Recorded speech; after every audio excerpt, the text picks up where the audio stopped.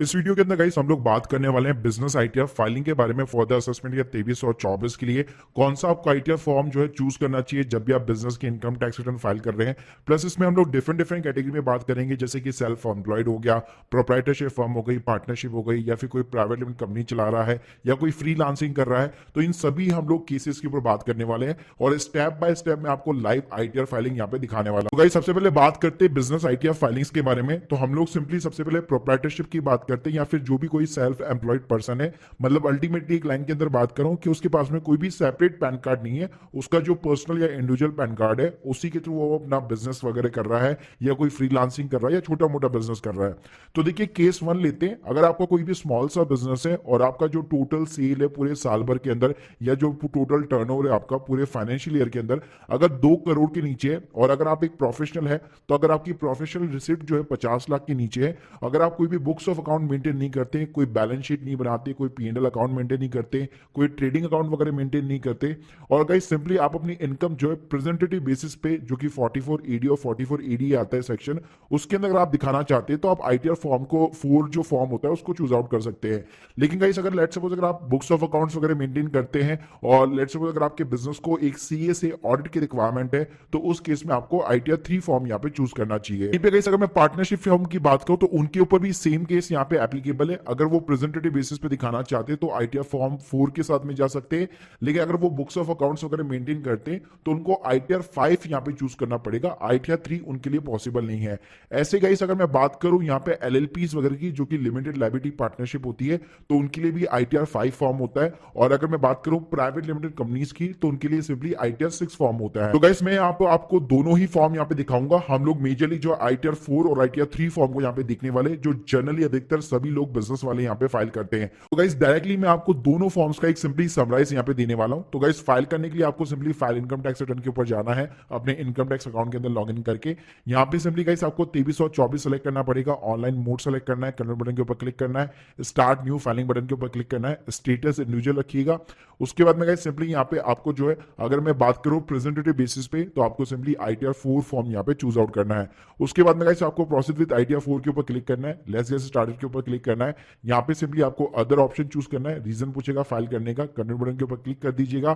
तो गाइस आपके सारे यहाँ पे शेड्यूल खुल जाते हैं आईटीआर 4 के। तो देखिए गाइस अगर मैं पर्सनल इन्फॉर्मेशन की बात करूँ तो यहाँ पे आपको नेचर ऑफ द एम्प्लॉयमेंट पूछता है, तो ऑब्वियसली आप बिजनेस कर रहे हैं तो यहाँ पे लास्ट में आपको अदर का ऑप्शन दिख जाता है। उसके बाद में गाइस आपको कुछ नहीं करना, यहाँ पे आपको पूछेगा क्या आप न्यू टैक्स रिजीम यहाँ पे अडॉप्ट करना चाहते हैं या लास्ट ईयर आपने कर रखी है, तो आपको सिंपली यहाँ पे नो के अंदर सभी के अंदर जवाब देने, अगर आपके पास में डिडक्शन वगैरह अवेलेबल है।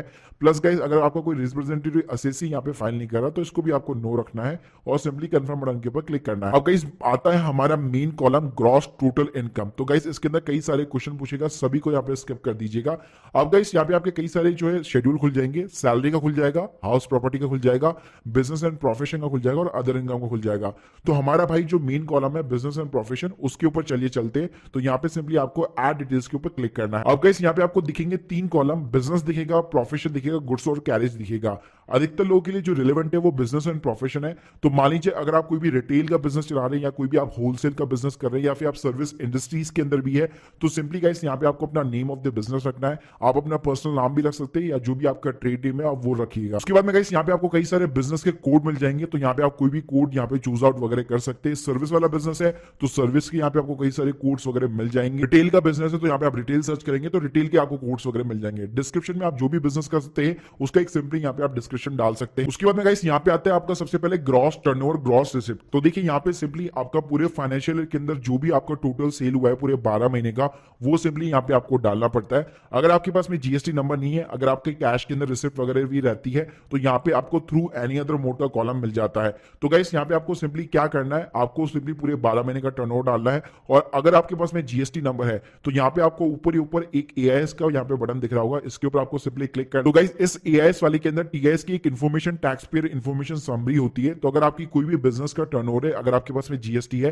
तो उसकी यहाँ पे आपको टर्नओवर वगैरह दिख जाती है, तो वही टर्नओवर उठा के सिंपली यहाँ पे आपको ग्रॉस टर्नओवर के अंदर डालनी है। उसके बाद में गाइस लेट सपोज अगर आप कैश के अंदर बिजनेस करते हैं तो आपको दूसरा वाला कॉलम मिल जाता है, और कैश के अंदर आपका जितना भी यहाँ पे टोटल टर्नओवर होता है वो सिंपली यहाँ पे आपको अमाउंट डालना है। अब गाइस बात करते हैं हम लोग यहाँ पे प्रेजेंटेड इनकम की। इसका मतलब क्या है, आपने ऊपर जो यहाँ पे सिंपली तरीके से टर्नओवर दिखाया है उसके ऊपर आपको एक certain percentage of the profit दिखाना पड़ेगा। गवर्नमेंट ये मानती है अगर आप आप एक डिजिटल बिजनेस कर रहे हैं बेसिकली और आपकी सारी डिजिटल रिसिप्ट रहती है, तो उसके ऊपर मिनिमम 6% का मार्जिन तो आपको दिखाना ही पड़ेगा, उसके नीचे आप नहीं जा पाएंगे। तो गाइस आपका एक्चुअल के अंदर जो भी यहाँ पे प्रॉफिट होता है वो सिंपली यहाँ पे आपको डालना है। मान लीजिए 8 लाख की अगर आपकी यहाँ पे टोटल टर्नओवर रहती है, तो मान लीजिए अगर आपका 30 to 40% का यहाँ पे मार्जिन है, तो उतना आप प्रॉफिट यहाँ पे दिखा सकते हैं। गाइस इसी तरह यहाँ पे सिंपली मैंने 10 लाख रुपए का 40% प्रॉफिट यानी कि 4 लाख रुपए, 3,20,000 मैंने डिजिटल के अंदर, 80,000 रुपए मैंने कैश के अंदर दिखा दिया है। तो गाइस ये आपका 8% के ऊपर जा सकता है, 6% के ऊपर जा सकता है, लेकिन कभी भी 6% और 8% के नीचे नहीं जाएगा। तो गाइस इस तरह से आपको टर्नओवर डालना है और सिंपली इसको आप सेव करा सकते हैं। ऐसे गाइस अगर मैं सिंपली प्रोफेशन की बात करूं तो प्रोफेशन में जैसे कि यहाँ पे मान लीजिए सॉफ्टवेयर डेवलपमेंट वाले कंसल्टेंट होंगे, कोई फ्रीलांसिंग वगैरह प्रोवाइड कर रहा है, कोई आईटी रिलेटेड सर्विस प्रोवाइड करता है, चार्टर्ड अकाउंटेंट है, डॉक्टर है, लीगल प्रोफेशन के अंदर है, तो ये सारे फैशन डिजाइनर है, तो ये सारे जो कैटेगरी के जो प्रोफेशनल लोग होते हैं वो इस कैटेगरी के अंदर आते हैं। तो गाइस यहाँ पे भी सेम कहानी है, आपको नेम ऑफ द बिजनेस डालना है, बिजनेस का कोड डालना है। बस यहाँ पे एक हल्का सा डिफरेंस ये है कि यहाँ पे आपका जो भी टोटल टर्नओवर या टोटल जो भी ग्रॉस रिसिप्ट है उसका मिनिमम आपको 50% दिखाना पड़ेगा। जी हाँ, तो पहले जैसे हम लोगों ने 6% और 8% देखा था, यहाँ पे मिनिमम आपको 50 दिखाना पड़ेगा। मैक्सिमम आप ऊपर कितना भी लेके जा सकते हैं, वहां पे कोई दिक्कत नहीं है, लेकिन मिनिमम आपको यहाँ पे 50% दिखाना पड़ेगा। एग्जांपल के लिए मान लीजिए आपने ग्रॉस रिसिप्ट यहाँ पे 10 लाख रुपए डाली है, तो आप देख सकते हैं यहाँ पे आपको मिनिमम 50% दिखाना ही पड़ेगा, मतलब 50 के ऊपर आप जा सकते हैं लेकिन उसके नीचे नहीं जा पाएंगे। तो लेट सपोज यहाँ पे मैं 60% का मार्जिन दिखाना चाहूंगा, 40% मेरा यहाँ पे खर्चा हुआ है, तो यहाँ पे 6 लाख रुपए का मैंने सिंपली प्रॉफिट बुक कर दिया है। तो गाइस इस तरह से देख सकते हैं, अगर आपने बिजनेस से इनकम दिखाई है यानी कि रिटेल होल से किसी भी टाइप के बिजनेस से, तो वो आपका यहाँ पे प्रॉफिट आ चुका है। अगर आप एक प्रोफेशन के अंदर बिजनेस दिखा रहे हैं तो यहाँ पे आप देख सकते हैं 44 ADA के अंदर सिंपली आपका यहाँ पे प्रॉफिट आ चुका है। अब गाइस यहाँ पे सैलरी वाला कॉलम कैसे फिलअप करना है, हाउस प्रॉपर्टी कैसे करना है, वो सारी इन वीडियोस के अंदर मेरे ऑलरेडी यहाँ पे अवेलेबल है। तो गाइस यहाँ पे ITR जो 4 होता है उसके अंदर हमारा मेन सेक्शन यही होता है। इसके अलावा एक और चीज होती है वो मैं आप लोगों को दिखाना चाहूंगा। सो गाइस वो होता है डिस्क्लोजर एंड एग्जम्प्ट इनकम। इसके ऊपर गाइस जैसे आप क्लिक करते हैं यहाँ पे आपको financial particular of the business मिलते हैं, इसके ऊपर आपको ऐड डिटेल्स के ऊपर क्लिक करना है। तो गाइस यहाँ पे जो भी रैट मार्क्स के अंदर दिए हुए वो सारे के सारे कॉलम्स आपको सिंपली तरीके से फिलअप करने पड़ेंगे अगर आपके बिजनेस के ऊपर रिलेवेंट होते हैं। फॉर एग्जांपल अगर आपके क्रेडिटर्स है तो आप अपने क्रेडिटर्स वगैरह दिखा सकते हैं कि 31 मार्च के मेरे कितने क्रेडिटर्स अभी तक पेंडिंग। ऐसे गाइस अगर मैं इन्वेंट्री की बात करूं तो वो आपको दिखानी पड़ेगी। ऐसे गाइस आपके सन्नी डिटेल्स हो गए, अगर आपका कोई कैश इन हैंड है तो वो आप दिखा सकते हैं। तो इस तरह से गाइस सिंपली आपको डिटेल्स यहाँ पे ऐड करानी पड़ती है। ऐसे गाइस थोड़ा सा अगर आप नीचे जाएंगे तो यहाँ पे information regarding your GST number होगा, तो यहाँ पे आपको ऐड डिटेल्स के ऊपर क्लिक करना है। अगर आपके पास में जीएसटी है तो आपको अपना जीएसटी नंबर डालना है, प्लस उस जीएसटी के थ्रू आपने कितनी सेल दिखा रखी है अपनी रिटर्न फाइलिंग के अंदर, सिंपली तरीके से वो आपको यहाँ पे टोटल टर्नओवर डालनी है। और ध्यान रखिएगा ये टर्नओवर आपकी जो है ऑलरेडी यहाँ पे मैच होनी चाहिए जो आपने पहले ऑलरेडी दिखा रखी है। गाइस यार ये तो तरीका हो गया ITR 4 का, बाकी आप इस वीडियो के थ्रू देख सकते हैं। अब हम लोग सीधा चलते हैं ITR 3 के ऊपर। तो देखिए यहाँ पे ITR 3 के अंदर क्या होता है, यहाँ पे सेम कॉन्सेप्ट होता है, सेम प्रोसेस रहेगा। यहाँ पे गाइस सिंपली आपको ITR 3 सेलेक्ट करनी है, लेट्स गेट स्टार्टेड के ऊपर सिंपली क्लिक करना है। यहाँ पे रीजन पूछेगा, अदर्स ऑप्शन चूज कर लीजिए, कंटिन्यू बटन के ऊपर क्लिक कीजिए। अब गाइस ITR 3 के अंदर काफी ज्यादा थोड़ा सा कॉम्प्लेक्स रहता है, काफी सारे इसके अंदर शेड्यूल्स होते हैं। मैं आपको मेन जो है बिजनेस वाले शेड्यूल की यहाँ पे मैं बात करने वाला हूँ। तो यहाँ पे आप देख सकते हैं बिजनेस का अलग से आपको यहाँ पे कॉलम दिया गया है जिसके अंदर आपको बिजनेस के सारे यहाँ पे शेड्यूल मिल जाने वाले। तो आपको कोई भी छेड़छाड़ वगैरह कुछ भी करने की जरूरत नहीं है, आपको सिंपली कंटिन्यू बटन के ऊपर क्लिक करना। तो गाइस अगेन यहाँ पे सारे शेड्यूल बेसिकली खुल जाते हैं और 1 by 1 करके हमको सिंपली सबको जो है कंफर्मेशन वगैरह देनी पड़ती है। तो गाइस यहाँ पे भी आपको कुछ छेड़छाड़ करने की जरूरत नहीं है। यहाँ पे आपसे कई सारे जो है पर्सनल इन्फॉर्मेशन के अंदर क्वेश्चन पूछेगा कि आप न्यू टैक्स रेजिम को अडॉप्ट करना चाहते हैं, नहीं करना चाहते, जैसे हम लोगों ने ITR 4 के अंदर दिखा था। फिर गाइस यहाँ पे आपको अपना रेसिडेंट का स्टेटस वगैरह भी बताना है और बाकी सारे क्वेश्चन को सिंपली यहाँ पे नो करना है। उसके बाद में गाइस यहाँ पे ऑडिट की इन्फॉर्मेशन आती है। तो जैसे मैंने बताया था अगर आप ऑडिट वगैरह करवाना चाहते हैं अपने बिजनेस की तो उसके साथ में आपको CA की यहाँ पे ऑडिट रिपोर्ट वगैरह अटैच वगैरह करनी पड़ती है, तो उसकी डिटेल्स वगैरह डालनी पड़ती है। अगर ऐसा कुछ भी नहीं है, प्लस अगर आप बुक्स ऑफ अकाउंट्स वगैरह मेंटेन करते हैं तो यहाँ पे आपको 44AA के अंदर यस करना है, वरना सिंपली इसको आप नो रख सकते हैं। और अगर आपको प्रेजेंटेटिव बेसिस पे भी ITR 3 के अंदर इनकम दिखानी है तो इसको आप यहाँ पे यस कर सकते हैं, जो हम लोगों ने 44AD बेसिकली अपना ITR 4 के अंदर दिखा था। वरना गाइस इन सभी को सिंपली आपको नो रखना है। चलिए गाइस यहाँ पे देखिए पहला जो कॉलम आता है वो आपका नेचर ऑफ बिजनेस का आता है। तो जैसे हम लोगों ने कोड सेलेक्ट किए थे ITR 4 के अंदर, same kind of the codes यहाँ पे आपको दिख जाने वाले हैं।